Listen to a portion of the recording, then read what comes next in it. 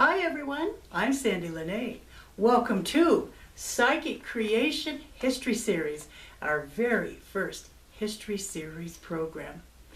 You are about to embark on a blast to the past.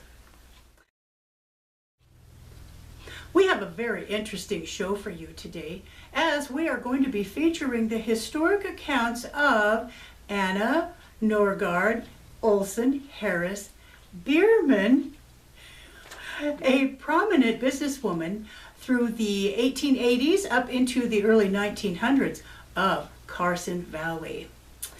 Portraying Anna today, we have Chautauqua performer DebiLynn Smith. Thank you so much, DebiLynn and Anna, for being on Psychic Creation Historic Series. Thank you for inviting me, Sandie. I'm bet. excited to be the first one. Awesome. Your guinea pig. Oh, it's going to be an awesome show. Let's kind of scoot in a little bit here. Now, Anna, would you please tell our viewers about yourself and your place in history? Be delighted, Sandie. Thank you. I'm Anna Norgaard Olsen Harris Behrman. I was born in 1858 in Denmark. I don't remember much about Denmark because it was very, very cold. That's all I remember. But I do remember the crossing and coming to America in that dark day cold, the smell and the stench of sickness all around us, little water, little food.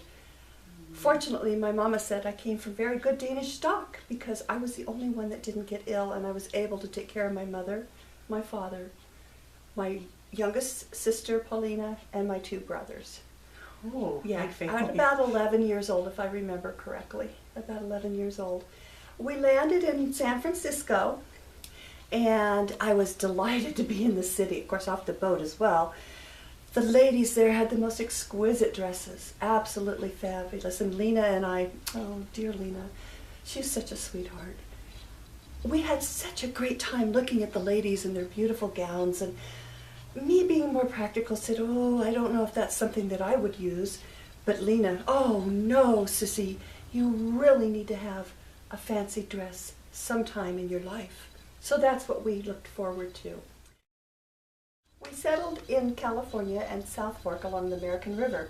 My father was by trade a lumberman or a timberman. Mm-hmm. So he built us a nifty little cabin right away, and then Papa and the rest of us, he got gold fever and had this dream about this valley on the eastern slope of the Tahoe Range and the Sierras. Somebody came to our house to visit one day and told us all about the beautiful valley of Carson Valley. Ooh. He loved the lush, he loved the green, he was excited to be a farmer. So we packed up everybody and continued on to Genoa. We arrived in Genoa in 1870. Mm-hmm. Papa went up on the hill and lumbered and made us a beautiful cabin, and very large actually because of our large family. Mm-hmm. And then he also made several outbuildings that we rented to the farm workers that were in the area and some of the local Native Americans.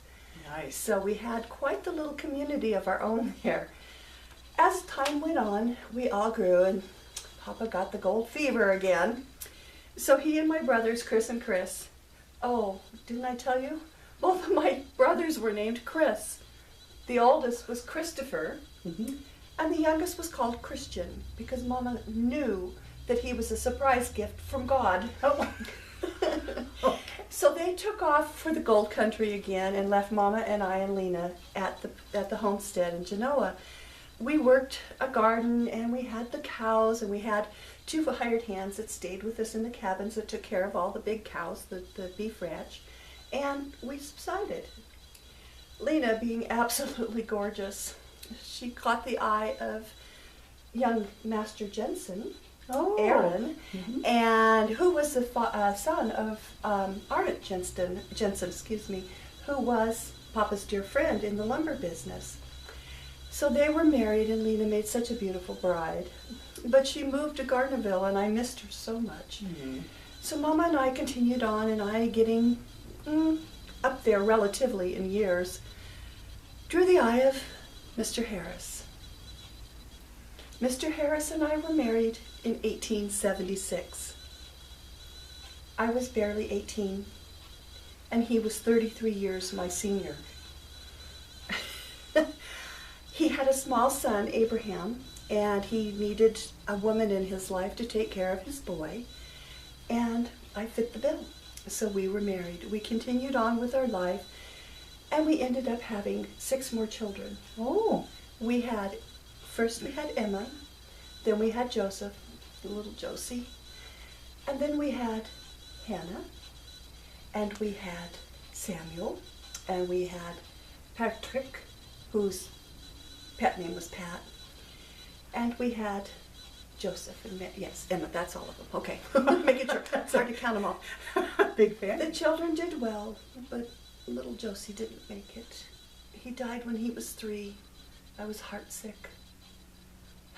But with a large family and a very interesting husband, life had to go on. You see, Mose was a different sort of person. He had a small store in Genoa, a small store. But every April he would load up the wagon and his mules, and off he would go gallivanting through the gold fields, selling his wares. All the way down to Aurora and Bodie and Lundy and Mono Mills, where he would pick up loads of timber, take them back to Aurora and to Bodie and to Lundy and make the rounds. And he didn't return home until fall. Oh, goodness. Full of wonderful tales. Dead broke. Oh. Morris had a penchant for wine, women, and song, as we shall say. And he always left the store in Genoa to 2 of his friends, who absolutely ran the place to the ground. The stock and the shelves were bare. Nothing was there. And fortunately, I and Abraham, his son, and my children through Mose moved in with Mama at the boarding house to make ends meet. And we helped her with the garden and the eggs and the things that we produced there on the farm. Mm-hmm. That's how we survived.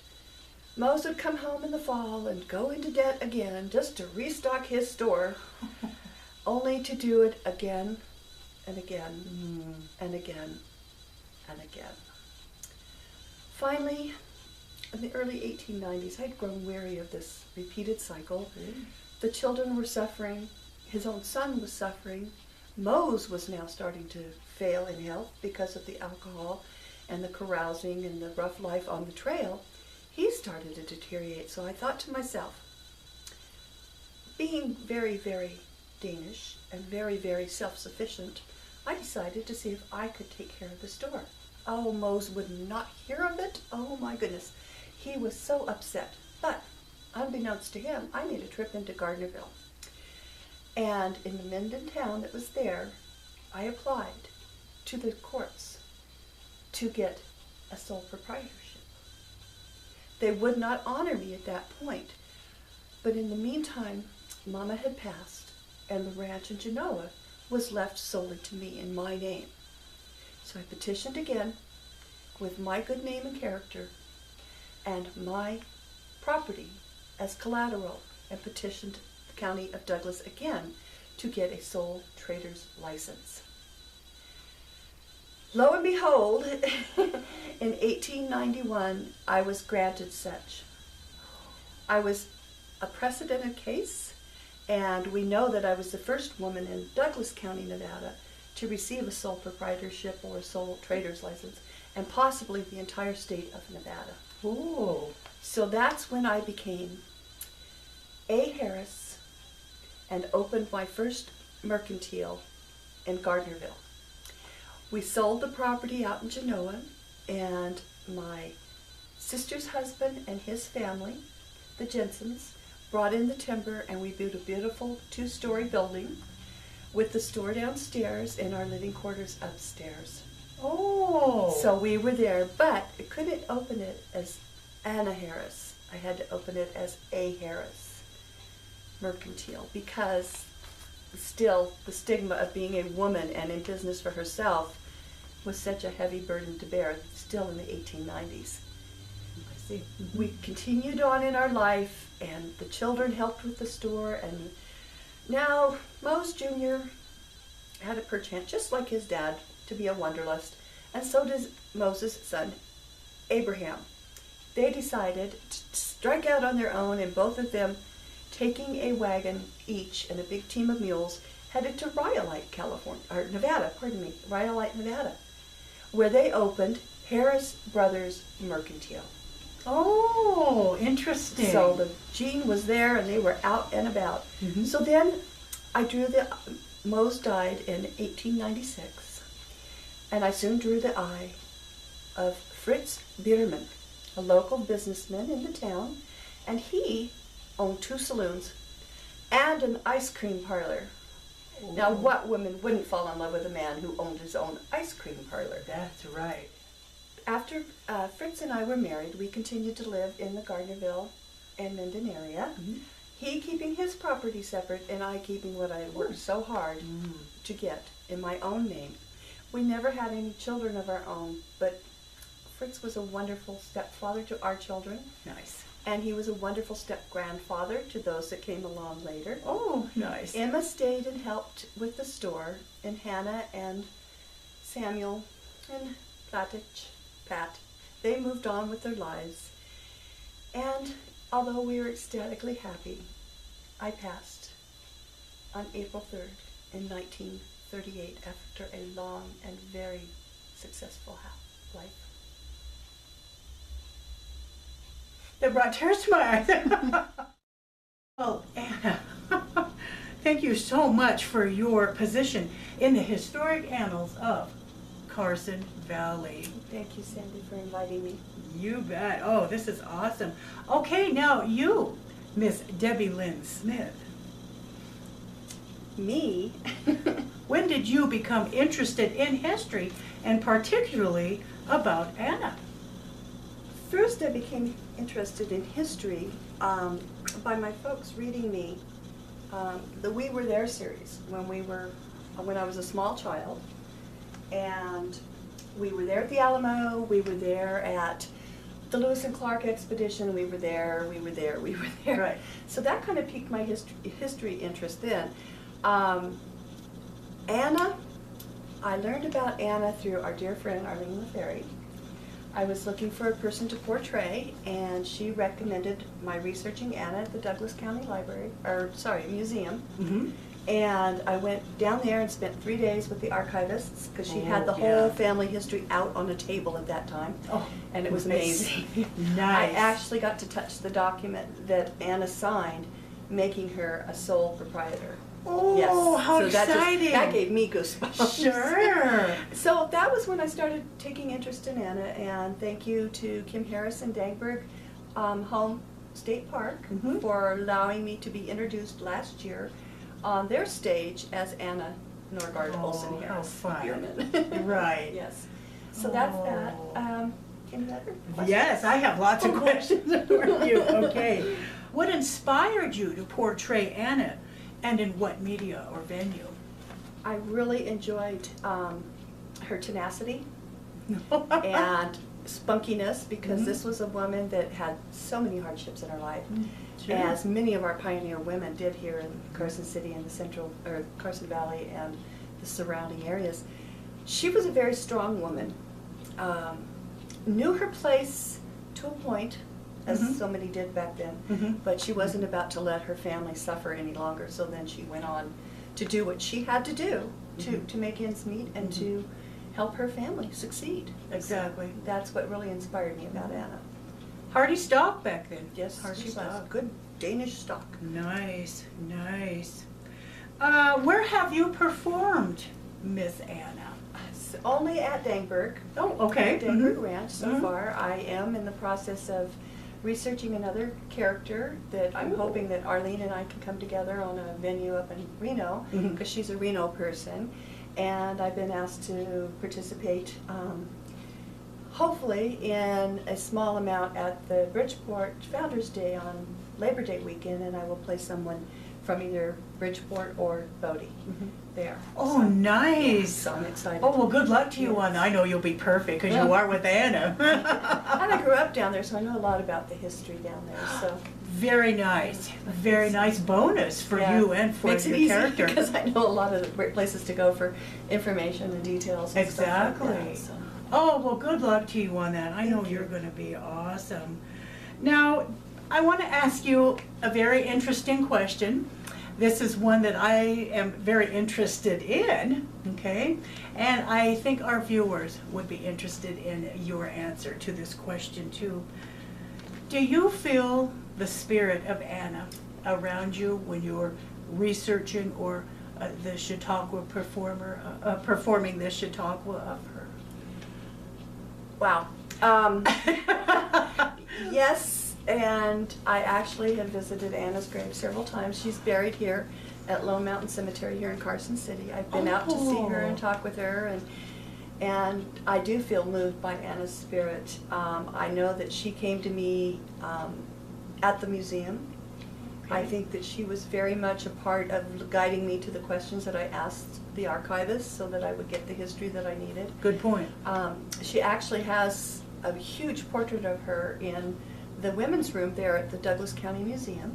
Oh, And is that right? Anna was famous for her pearl earrings. So that's why when I portray Anna, I always wear my pearl earrings. Oh, nice. So yeah, that's a little touch of her that I try to bring to life. And yes, I do feel Anna is speaking through me. I really do believe that. Nice. Very And I nice. give her all the credit that I can because she's quite the phenomenal woman. She really is. Well, thank you for being comfortable in asking that question. Okay. I've asked other Chautauqua performers and researchers and just people that are portraying different characters throughout history, and they've all too felt like that character, that persona is with them. Being channeled. So, exactly. Exactly. So thank you for answering that question. All right, now can you give our viewers contact information on where they could get a hold of you to, well, hire you for portraying Anna? Okay, I am available as under DebiLynn as Anna, all lowercase, DebiLynn as A-S, Anna, A-N-N-A, at gmail.com. Nice, nice. She Awesome. and I got on the internet together. Well, you've got to educate Anna in Yes. today's technology, Yes, right? yes, exactly, Right. exactly. Awesome. DebiLynn, thank you so much for bringing to our program today the wonderful Anna and the wonderful DebiLynn. Oh, thank you, Thank Sandy, you very so much. much. It was a pleasure to be here. It's Thank been you. a fun show, our Yeah. first show. Yeah, Yay. our first show. Well, if you would like to be a guest on Psychic Creation History Series, you can get a hold of me at my website, which is www.sandypsychicstones.com. Or you can email me at my personal email address, which is admin@sandypsychicstones.com. Thank you so much for watching Psychic Creation History Series. And please remember, history created who we are today.